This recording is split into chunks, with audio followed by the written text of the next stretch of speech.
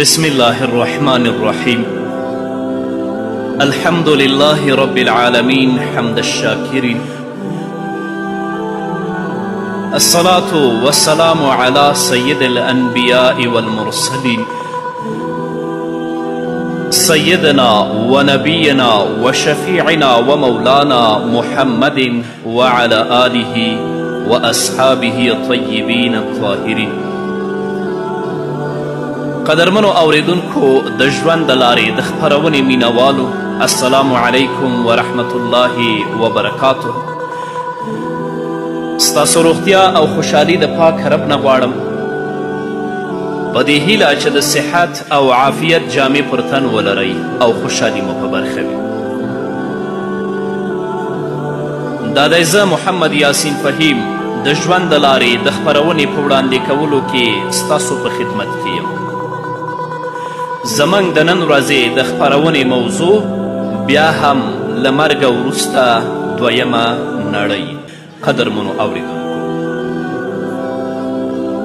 کله چې اسرافیل علیه السلام په شپېلۍ کې پوکی وکړي، نو ځمکه به سره له دې چې کلک او مضبوط غرونه پرې پراته دي، غټې ونې پکې ولاړې دي او فصلونه او شینکیا لري، بیا به هم راواخیستل شي او یو ژړق به ورکړی شي.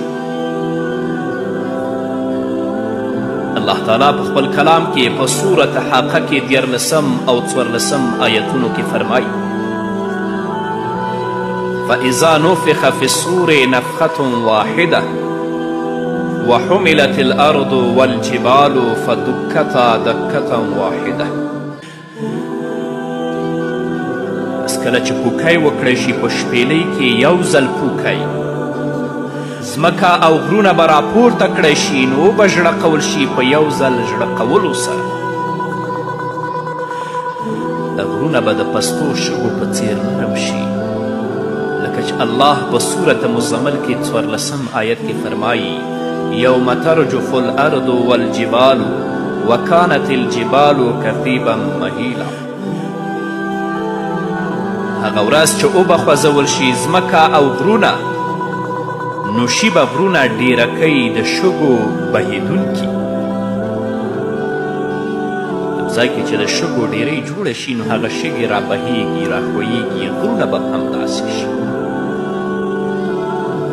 بلکې غرونه به د ډیرې پریشانۍ او خوځېدو له امله د ډانډس شوې وړۍ په څیر خواره واره شي، سره له دې چې اوس ډیر کلک دي، لکه چې الله تعالی په صورت قارعه کې 5 آیت کې فرمایي: وتكون الجبال كالعهن المنفوش. او شي به غرونه لکه د ډانډس شوي وړۍ په څیر. کله چې پخته یا مالوچ ډانډس کوي، نو الوزي، ذره ذره کیږي، همداسې به الله رب العزت دا غرونه والوزوي.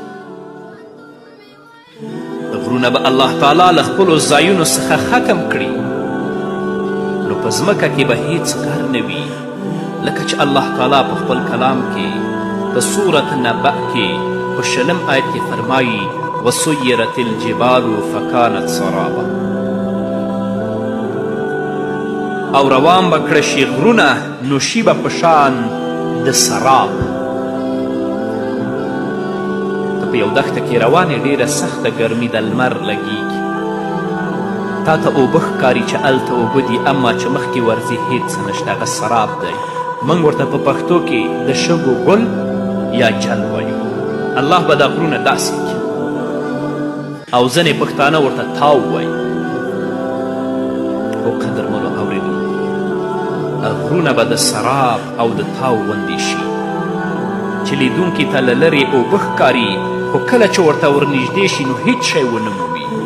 او بیا به غرونه والوزول شي لکه د خاورو چې هواګانې پرې لوبې کوي، لکه چې الله تعالی په خپل کلام کې په صورت طه کې د 105 آیت نه تر 107 آیت پورې فرمایي: ویسألونک عن الجبال فقل ینسفها ربی نسفا فیذرها قاعا صفصفا لا ترى فيها عوجا ولا امتا. او پوښتنه کوي ستانه په باره د غرونو کې، ته ورته ووایه وابلوزوي دې لره رب زما په الوزولو سره، نو پرېږدي ځمکه میدان پاک چې نه به وینې ته په دې کې کوږوالی او نه ډیره کوي، هیڅ څه به نه وي، ځمکه به همواره وي. دا خو د غرونو حال دی کله چې قیامت قائمیږي. هر چې دریابونه دي چې اوس یې د غونډې دنیا په څلورو کې 3 برخې پټې کړي، نو هغه مهال به یو ناشنا حال وي چې د غرونو له شان څخه هم ډیر عجیب دی. دا لوی لوی او ژور دریابونه سره له هغې چې دننه پکې ډیر حیرانوونکي ژوندي مخلوقات شته، د قیامت په ورځ به روان کړی شي، اور به پرې بل کړی شي او د اور لمبه به شي، لکه چې الله رب العزت په سورة انفطار کې 3 آیت کې فرمایي وإذا البحار فجرت، او کله چې دریابونه روان کړی شي په منځ وچ، او د دریابونو د روانېدو معنا دا ده چې وچه ځمکه به پټه کړي او ډک به کړی شي، او یا یې معنا دا ده چې د هغې 2 مادې اکسیجن او هایدروجن به له اوبو سره ګډ شي او د دې دواړو ګازونو ذرې به روانې شي. او د دریاب د تسجیل او د اور بلولو معنا دا ده چې د اور له لمبو به ډک شي، او دا په دې شکل رامنځته کیږي چې کله د دریاب په منځ کې زلزله وشي او چاودنه رامنځته شي، نو د دریاب اوبه روانې شي او په هغې کې داسې مواد وي چې د بلیدو قابل وي، د ځمکې منځ ته لاړ شي، هلته له لمبه وهونکو سوایلو سره یو ځای شي، نو اور پرې بل شي او د دریاب په سر یې لمبې راښکاره شي. همدارنګه د قیامت په ورځ به آسمان وچورلیږي، په چورلیدلو سره یې تاو به شي او لوی خوځښت به پکې رامنځته شي، لکه چې الله تعالی په سورة طور کې 9 آیت کې فرمایي یوم تمور السماء مورا، او په هغه ورځ چې اوبه چورلیږي آسمان په چورلیدلو سره، آسمان به وخوځېږي او د ژرندې په څیر به خپل ځای کې ګرد تاو شي، اوبه چوي، اوبه شکیږي، لکه چې الله تعالی فرمایي اذا السماء انفطرت. کله چې آسمان وچوي او په بل ځای کې الله رب العزت فرمایي په سورة فرقان کې 25 آیت کې ویوم تشقق السماء بالغمام، او په هغه ورځ چې اوبه چوي آسمان له وریځې سره. موږ په دې نه پوهیږو چې آسمان به څنګه چوي، خو یقیني دا ویلی شو چې دا ډیر ویرونکی او سخت حال دی، لکه چې الله تعالی په سورة انشقاق کې فرمایي اذا السماء انشقت واذنت لربها وحقت. کله چې آسمان وچوي او غوږ کیږدي حکم د رب ته او دا ورسره ښایي. همدارنګه الله رب العزت په سورة حاقه کې 14 آیت کې فرمایي وانشقت السماء فهي يومئذ واهیه، که وبچوي آسمان نو دا به په دغه ورځ کمزوری وي، آسمان به وچوي، کمزوری به شي، وروسته د دې چې ډیر کلک او لوی قوت والا دی، خو هلته چې کله د قیامت ورځ قائمیږي د ده ټول قوت به ختم شي، په منځ به نیم شي. آسمان دغه شین او ښایسته رنګ به د قیامت په ورځ بدل شي او په بیلابیلو رنګونو کې به ښکاره شي، کله به سور وي، کله به ژیړ وي، کله به شین وي، کله به آبي وي، لکه چې الله تعالی په سورة الرحمن کې 29 آیت کې فرمایي فاذا انشقت السماء فکانت وردة کالدهان. بس کله چې وچوي آسمان نو شي به په شان د رنګ شوې څرمنې، آسمان به وچوي نو رنګونه به بدلیږي را بدلیږي. همدارنګه د قیامت له قائمېدو سره به د لمر رڼا مړه شي، ځلا به یې ختمه شي، لمر به راتاو کړی شي، یا دا چې لمر به یخ شي، شغلې او لمبې به یې ختمې شي او د ځمکې د سطحې په څیر به شي، لکه چې الله تعالی په سورة تکویر کې فرمایي اذا الشمس کورت. کله کله چې لمر راتاو کړی شي او کیدای شي چې له دې پرته بله معنا هم ولري چې الله رب العزت پرې ښه پوهېږي. همدارنګه د قیامت په ورځ به سپوږمۍ توره شي، رڼا به ختمه شي، لکه چې الله تعالی په صورت قیامت کې 9 آیت نه تر 12 آیت پورې فرمایي فاذا برق البصر وخسف القمر وجمع الشمس والقمر يقول الإنسان يومئذ أين المفر كلا لا وزر إلى ربك يومئذ المستقر. بس کله چې کری پری شي نظر، یعنی نظر ختم شي او توره شي سپوږمۍ او راټول کړی شي لمر او سپوږمۍ، په دغه ورځ باندې به انسان ووایي چیرته دی ځای د تیښتې. الله وایي هیڅکله داسې نه ده، نشته ځای د پناهي خاص تا رب ته په دغه ورځ ځای د قرار. الی ربک یومئذ المستقر. د لمر او د سپوږمۍ د راټولېدلو معنا دا ده چې دواړه به په یو جهت کې راټول کړی شي او د مغرب له لورې به راوخیږي چې هیڅ رڼا به پکې نه وي. همدارنګه د قیامت په ورځ د آسمان ستوري له بېلابېلو شکلونو، مختلفو جسمونو او جلا جلا رڼاګانو او ښکلاګانو سره دا ټول به خړ شي او د جاذبې قوه به ختمه شي، لکه چې الله تعالی په صورت تکویر کې 2 آیت کې فرمایي واذا النجوم انکدرت. او کله چې ستوري خړ کړی شي یعنی رڼا یې ختمه شي. همدارنګه الله تعالی په صورت مرسلات کې 8 آیت کې فرمایي فاذا النجوم طمست.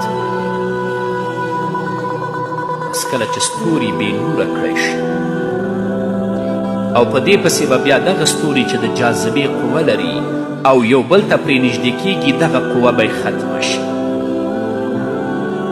نو ستوري به راوډوړېږي، لکه چې الله رب العزت په صورت انفطار کې فرمایي واذا الکواکب انتثرت. او کله چې ستوري راودوړېږي.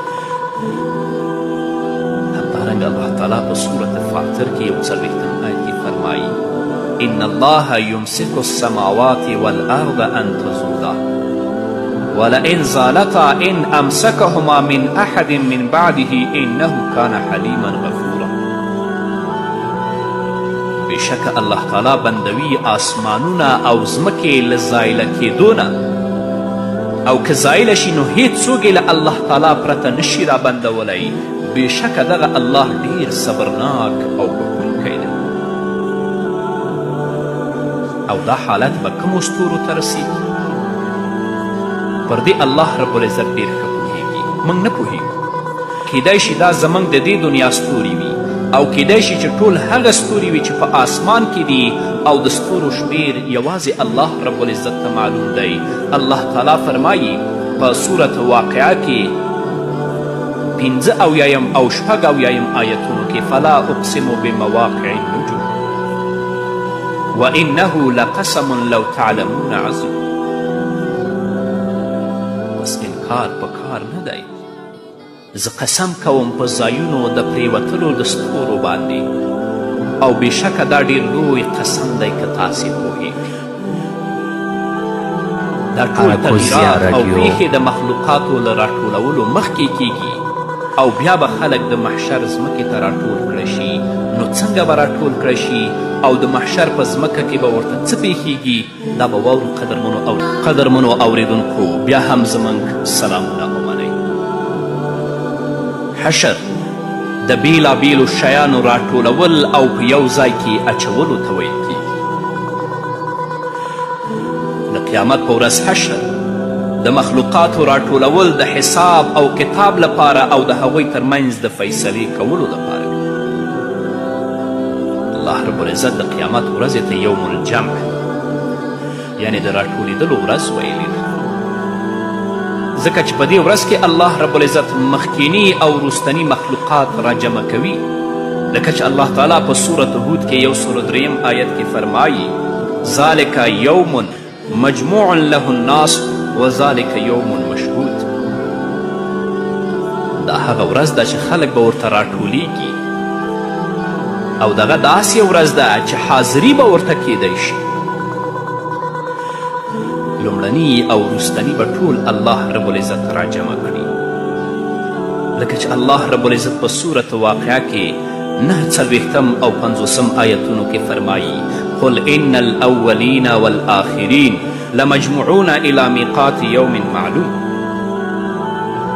ته ورته ووایه بېشکه لومړني او وروستني به په مقرر وخت د معلومې ورځې ته راټولولی شي او هیڅ شی الله تعالی نشي کمزوره کولی. هر ځای کې چې بندگان مړه شوي وي نو الله تعالی د هوا له موجونو، د اوبو له تیارو، له ژورو ځمکو او د مرغانو، لیوانو او ماهیانو له ګېډو هم را اوباسي او دا ټول الله رب العزت ته یو شان آسان دي. لکه چې الله تعالی په صورت بقره کې 148 آیت کې فرمایي اینما تکونو یأتی بکم الله جمیعا ان الله على كل شیء قدیر. هر ځای کې چې تاسې یاست نو الله تعالی به ټول راولي، بېشکه الله تعالی په هر شي قدرت لرونکی دی او د الله تعالی په علم کې راګیر دي نو هیڅ څوک ترې هیریږي نه. لکه چې الله تعالی په صورت مریم کې 93 آیت نه تر 95 آیته پورې فرمایي ان كل من في السماوات والأرض إلا آتي الرحمن عبدا لقد أحصاهم وعدهم عدا وكلهم آتيه يوم القيامة فردا. د دې ځمکې او آسمانونو ټول مخلوق نشته مګر الله تعالی ته به په بندګي سره راځي. په تحقیق سره الله تعالی دوی راګیر کړي دي او شمارلی دي په شمیرلو سره او دا ټول به د قیامت په ورځ الله تعالی ته راتلونکي وي یوازې یوازې. وکلهم آتیه یوم القیامت فردا. قدرمنو اوریدونکو، الله تعالی ته د ټولو مخلوقاتو شمیر معلوم دی.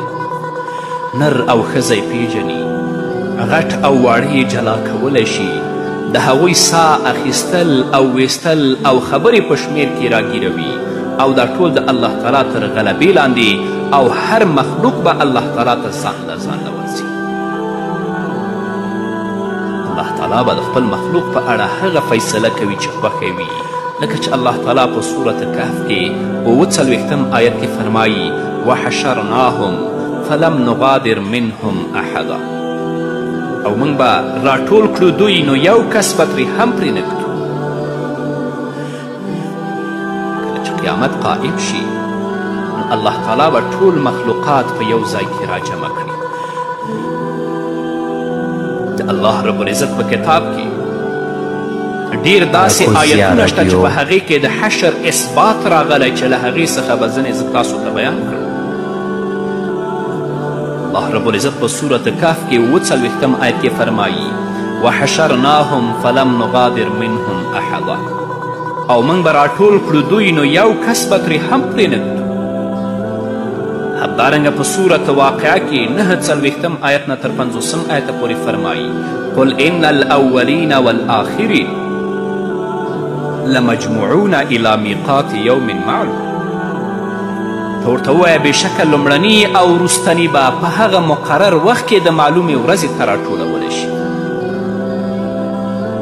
همدارنګه الله رب العزت په صورت کهف کې 99 آیت کې فرمایي ونفخ فی الصور فجمعناهم جمعا. او پوکی به وکړی شي په شپېلۍ کې نو موږ به راټول کړو دوی لره په راټولولو. همدارنګه د بخاري او د مسلم حدیث دی. نبی کریم صلی الله علیه وسلم فرمایي بېشکه الله تعالی به مخکینی او وروستني په یو میدان کې راټول کړي نو ټولو ته به خپل آواز اوروي او په نظر کې به یې راګیروي.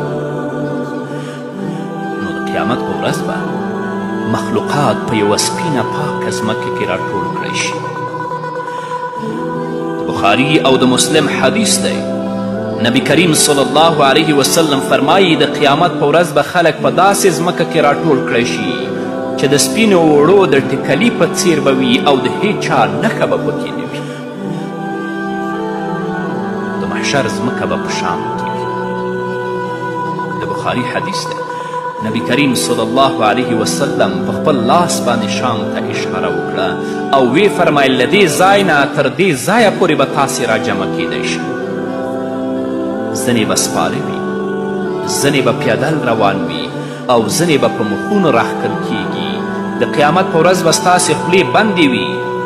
تاسې به اویا امتونه پوره کړئ چې تر ټولو غوره او الله تعالی ته عزتمن به تاسې یاست او تر ټولو لومړی د انسان حال چې ښکاره کوي نورون به وي. دا به د الله رب العزت په حضور کې ګواهي ورکوي چې څه دې کړي دي. د حشر په ورځ کې به د بندگانو ترمنځ فیصله وشي. د حقیقتونو له مخ نه به پرده لرې کړی شي او د بندگانو شخړې به هموارې شي. له دې امله دا ډیره اوږده ورځ ده چې اندازې 50,000 کاله ده، لکه چې الله تعالی په صورت معارج کې 4 آیت کې فرمایي تعرج الملائکة والروح الیه فی یوم کان مقداره 50,000 سنه. ورخیجي به الله تعالی ته ملائک او جبرائیل په هغه ورځ کې چې اندازه یې 50,000 کاله ده. خلک به په دې 50,000 کاله کې د ویرې په حال کې انتظار کوي، مګر هغه څوک چې الله تعالی یې بې ویرې کړي او رحم پرې وکړي. د دې ورځې د اوږدوالي له امله به له خلکو نه هغه وخت هیر شي چې په دنیا کې تیر کړی او د دې ورځې په مقابل کې به ورته هیڅ ښکاره شي چې دا څه ګمان به وکړي چې دوی په دنیا کې د ورځې 1 ساعت تیر کړی، ځکه چې هغه به ورته د دې ورځې په پرتله ډیر لنډ ښکاره شي.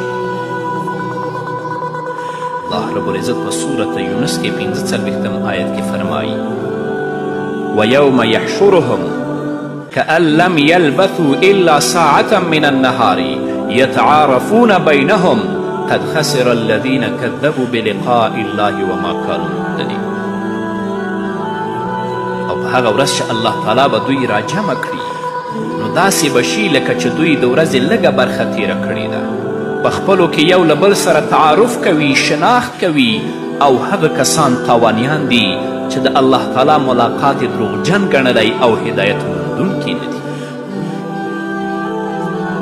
الله په صورت روم کې 55 آیت کې فرمایي ویوم تقوم الساعة یقسم المجرمون ما لبثوا غیر ساعة. او په هغه ورځ چې قیامت به قائم شي نو مجرمان به قسمونه کوي چې موږ خو یوازې 1 ساعت په دنیا کې تیر کړی دی. دغه ځای کې به خلک یو بل ته نه ګوري بلکې له هر یو سره به د خپل ځان د خلاصي غم وي. له ورور، مور، پلار، ښځې، زامنو، کورنۍ او ټولې ځمکې والا نه تښتي چې ځان خلاص کړي، ځکه چې په دوی کې یو هم نشي خلاصولی. څه ناشنا ویره ده. دوست به دوست هیر کړي، ملګری به ملګری هیر کړي، له مور نه به تیرودونکی بچی او حمل هیر وي، لکه چې الله رب العزت په خپل کلام کې په صورت عبس کې د 33 آیت نه تر 29 آیت پورې فرمایي فاذا جاءت الصاخة یوم یفر المرء من اخیه وامه وابیه وصاحبته وبنیه لكل امرئ منهم یومئذ شأن یغنیه. پس کله چې راشي کڼوونکی آفت یعنی قیامت، په دغه ورځ به تښتي سړی له خپل ورور نه، له مور و پلار نه او له ښځې او بچو نه. په دغه ورځ به د هر سړي لپاره یو حال وي چې هغه به یې له نورو بې پروا کړی وي. همدارنګه الله رب العزت په صورت معارج کې د 11 آیت نه تر 14 آیته پورې فرمایي یبصرونهم یود المجرم لو یفتدي من عذاب یومئذ ببنیه وصاحبته وأخیه وفصیلته التي تؤویه ومن في الأرض جميعا ثم ينجیه. یو بل ته به وي یبصرونه، یو بل ته به وي نو خوښوي به مجرم چې کاش د دغې ورځې د عذاب نه د خلاصېدو لپاره په فدیه کې ورکړي زامن خپل، ښځه او ورونه، هغه کورنۍ چې دا ورته پناه وروړي او هغه څوک چې په ځمکه کې دي ټول. مجرم به خوښوي چې کاش بچي، مور او زامن دې قرباني کړي، خو چې له عذاب څخه خلاص شي. د دې لپاره چې دوی له عذاب څخه خلاص شي که ټول هلاک شي نو هم دا یې غم نه کوي. او دا ځکه چې دا ډیره سخته ورځ ده چې الله تعالی د هغې په اړه فرمایلي یوما عبوسا قمطریرا، هغه ورځ چې سخته ده ډیره سخته. نن خو د اولاد لپاره حرام خوري، د اولاد لپاره سود کوي، د اولاد لپاره رشوت اخلي، خو په هغه ورځ کې به وایي چې یا الله دوی په جهنم کې واچوه ما ته نجات راکه. الله به درته وایي کله داسې نشي کیدلی. یا الله موږ ته په دنیا کې د نیکو اعمالو توفیق راکړه تر څو هغه سخته ورځ په موږ باندې آسانه کړي. په همدې هیله قدرمنو اوریدونکو دا وه زموږ د نن ورځې خپرونه چې ستاسو درانه حضور ته وړاندې شوه. تر بلې ستاسو درانه حضور ته راځم، تاسو ټول په لوی او بښونکي الله سپارم. پاتې ژوند مو نیکمرغه، ښاد، بریالي او کامیاب.